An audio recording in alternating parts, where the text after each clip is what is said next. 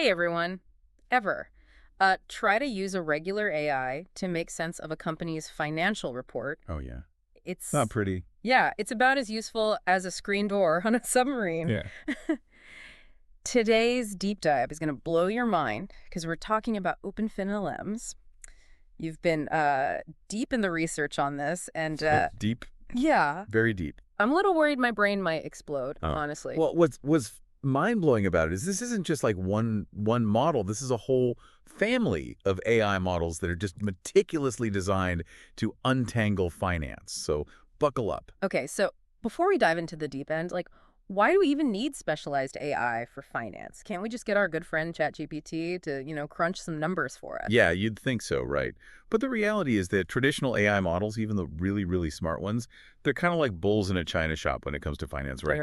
They don't quite get it. So it's not just about, speaking the language, but it's about understanding, what is actually happening with this language. Yeah, like the symphony of it all, Right. Okay. And that's where our stars of the show come in. Open FinLLMs, or as I like to call them, the Okay. the financial maestros. The financial maestros, I love it. Okay. Yeah. So tell me about these financial maestros. What makes them so special? So we've got to start with the conductor, which is FinLLaMA. Okay. Picture this. An AI model that's been trained on a library so vast, so packed with financial reports, academic papers, market data, that it makes the Library of Congress look like a walk-in closet. Wow. We're talking a mind-boggling 52 billion tokens. 52 billion. They weren't playing around, huh? No. And it gets better. Okay. So they took FinLLaMA, this financial whiz kid, and they basically gave it a crash course in how to speak Wall Street. They fine-tuned it on over 500,000 financial instructions.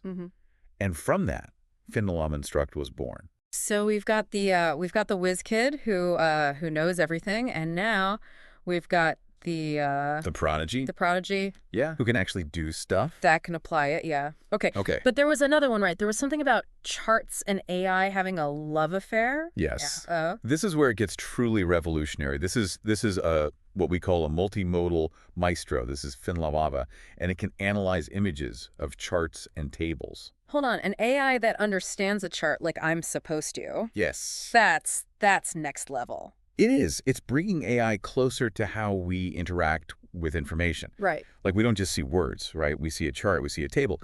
So they actually created two new benchmarks to test this. Okay. Chart bench and table bench. Catchy. Right? And these specifically measure how well AI can understand and answer questions based on, you guessed it, charts and tables. Clever. So how'd it do? Was it a financial rock star or a one-hit wonder? FinLLaVA absolutely crushed it. Oh, yeah. It just blew all the other open source models out of the water. Wow. And even went toe-to-toe with some big commercial models. Wow. Impressive. Especially when it came to the complex financial visuals, right? Think about that. Yeah. An AI looking at a balance sheet, and being able to understand the story it's telling. Yeah. That's It's crazy FinLLaVA. that's impressive. Okay. Yeah. So we've met our financial maestros. Yes. They've clearly been hitting the books. They're ready. They're fluent in finance. You've got it. They can speak charts. Charts, numbers, the whole The whole 9 yards, yeah. Yeah. Okay, but how do they actually perform in the real world? Did someone slip them an actual financial report and say, Yeah. all right, impress us? Oh, yeah. They put these models at the ringer. Okay. 14 different financial tasks, 30 data sets. It was like the AI Olympics of finance. Okay, intense. So Let's start with our conductor, FinLLaMA. okay. How did it handle the pressure? It really shined. It consistently outperformed Okay. all of its other AI siblings, right? The general purpose ones. Right. They even tested it with something called zero-shot learning, meaning they gave it absolutely no prior examples. So they threw it in the deep end without a floaty. Yeah, they just said go for it, Gear it out. sink or swim, and remarkably, Yeah. it still managed to achieve 74% accuracy on sentiment analysis tasks. Wow, that's like acing a test that you didn't study for. Exactly, Oh. which is amazing for for an AI model that's never seen this data before. Yeah. It even showed some real promise in fraud detection, which is really interesting. That's impressive. Okay, so what about when they actually let it practice a little bit. Yeah, so that's called few-shot learning. And this is where FinLLaMA really, really shined. Yeah, okay. Like, for example, with just a handful of examples, Okay. it left all the other models in the dust on tasks, Yeah. like named entity recognition, Oh, okay. right? So like imagine like combing through pages and pages of like financial documents Right. and having to identify all the key players, like the people, the organizations, the locations. Yeah, that doesn't sound fun. Yeah, not a fun task, right? No. FinLLaMA can just do that, like in the blink of an eye. Okay, okay. So it's got a photographic memory for facts, basically. Okay. Exactly. Now, you mentioned something about trading simulations earlier. Yes. Yeah. Did FinLLaMA just become everyone's new stockbroker? Well, let's not give it our portfolios just yet. Okay. But they actually built this special trading agent framework called FinMem, Okay. and they let FinLLaMA run wild in a simulated market environment. Okay. Oh. And did it make bank? It did. It actually it achieved a 12% annualized return, Get out of here. which actually outperformed the S&P 500 by a pretty significant margin. Right. And what's even more impressive, it did this with a really impressive Sharpe ratio. Sharpe ratio, for those of us who don't speak fluent finance. Oh, yeah, of course. What is that? It's essentially a measure of like how well an investment balances risk and reward. Okay. Right. So a higher Sharpe ratio generally means that you're getting more bang for your buck. Right. Got it. Okay. So higher returns with less risk, basically. Okay, so not only did FinLLaMA make a profit, Yes. but it did it, like, responsibly. Yes, is being smart about it. It wasn't like, It wasn't gambling. it wasn't YOLOing into weird stocks. Okay. No, definitely not. That's really impressive. Yeah, calculated risks only. That's good. Okay, so let's move on to our next virtuoso, Yes. FinLLaMA-Instruct. Yes. So they put it through like a different set of trials, right? It was more of like a head-to-head competition. Okay, right. They really wanted to see how it stacked up against other top-tier instruction-tuned models, Okay. including the champ, GPT-4. Oh. So think of it like a chess match between like the grandmasters of AI. Okay. All right. I'm picturing tense music. Everybody's biting their nail. Exactly. Give me the play-by-play. How did our maestro do? Well, I'm happy to report that FinLLaMA-Instruct held its own, Okay. even against the champ, GPT-4. Okay. In fact, it actually outperformed GPT-4 on 3 crucial tasks. Wait, seriously? Seriously. Like, okay, tell me more. Okay, so it excelled at sentiment analysis, which we already talked about, Right. but it also showed remarkable accuracy in predicting stock movements. Okay.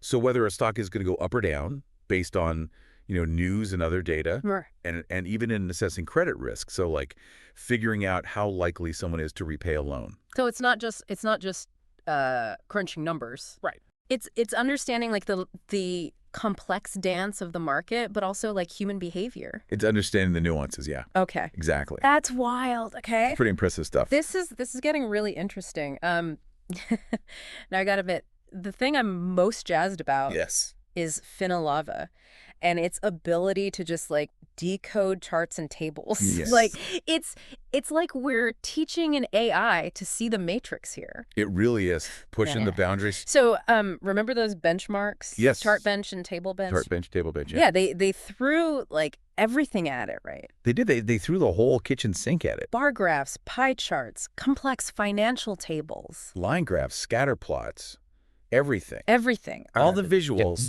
Don't leave me hanging. Okay. So FinLLaVA consistently outperformed all the other open source models on these visual tasks. Right. And demonstrated a remarkable ability to understand and answer questions. Right. Based on these charts and tables. So like I can like point at a random cell on a spreadsheet and be like, what is this? Yeah, basically. They'll tell me. Yeah, imagine being able to like ask the AI like, hey, what's the biggest expense on this company's income statement? Right. And it just like points to the table instantly. That's It's giving you the answer you need without you having to like, go through and crunch all the numbers yourself. Yeah, it's like having an AI sidekick. Exactly. That can process like visual data just as easily as I don't know, as I scroll Instagram. It's crazy. Exactly. And think about it this way, right? Okay. It's not just about speed and efficiency though, right? Right. it's also about democratizing access to these sophisticated tools. Right. Because these Open FinLLMs are open source, Anyone can use them. anyone can use them. This technology has the potential to, like, totally level the playing field, right? It does. And give individuals and small businesses, you know, the same kind of, like, analytical firepower as Wall Street. Absolutely. That's huge. That's a game changer. That's a game changer. Okay, this is all incredibly exciting, but it makes you kind of wonder about, like, the ripple effects of all this, right? Yeah. Like, we're talking about AI that can, you know, analyze markets, maybe manage investments, maybe even, like, predict the next big financial, like, trend. Right. What does that even mean for the future of everything? It's a question that sparks more questions than answers. Right. Right. Yeah. And I think that's why it's so crucial that these models are open source. Okay. Because it's like we're throwing open the doors to this huge collaboration. Right. Right. We're inviting, you know, the best minds from all these different fields, Yeah. economists, policymakers, ethicists, even artists, to come in and really explore this technology. Yeah, it's like the Wild West of AI out there. It really is. What? But in a good way. But it's a good way. Like, we have a chance to actually, like, shape this thing. Exactly. Not just, like, react to it after it's already here. We're building the plane as we're flying it. Yeah, exactly. Okay, so, like, what are some of the ways that you could actually see these Open FinLLMs being used, like, practically? Well, I mean, imagine, like, personalized financial advice. Okay. That's tailored not just to your, like, you know, risk tolerance, but also to your, like, individual goals, your dreams. Right. Or imagine small businesses Yeah. who often lack the resources for, like, really sophisticated financial analysis. Right. Suddenly, they're empowered to make these data-driven decisions that could make or break their success. Yeah, it's like we're giving everyone a crystal ball, but it's powered by data. Exactly. It's not just It's a data-driven crystal ball. Yes, exactly. Yeah. Okay, so, like, what about, you know, the bigger picture here? Like, how could this impact, you know, global markets, international development? Well, that's where it gets really, really fascinating. Okay. I mean, imagine, like, using these models to analyze micro-lending opportunities in developing countries, Wow. right? Potentially, like, unlocking all this economic potential that was previously hidden, Right. or using AI to identify and mitigate, like, systemic risks in the financial markets, Right. leading to greater stability and potentially even preventing future crises. It's like we're talking about AI that can not only make us, like, smarter, Yeah. but also more empathetic, more ethical in our choices. Well, responsible Yeah, with our financial decisions. It's a lot It is a lot. to wrap your head around. It's a lot to process, but it's exciting stuff. It really is, and like you said earlier, like, we're really just scratching the surface here. It's just the tip of the iceberg. As more data becomes available, these models get even smarter. Like, who knows what's next? The possibilities are endless. It's crazy. All right, this has been a really, really fascinating deep dive. Yeah, this was a good one. I feel like I need to go back and listen to this again. I know, right? And, like, take notes. There's so much to unpack. Yeah, this was great. If this episode got your brain buzzing, be sure to check out the show notes Yes. for links to all this research we talked about and other resources to really satisfy that AI curiosity. Feed your brain. Until next time, keep exploring. Keep questioning. Keep diving deep.